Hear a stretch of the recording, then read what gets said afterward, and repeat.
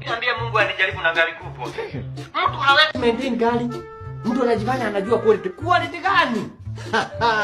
My man, I got the juice. Buda, wewe nimeona expertise yako iko kwa kufuga mbwa peke yake. But you know what? Worry no more. Cause I got you. Toka nikupeleke mahali. Nini? Iko wapi gari?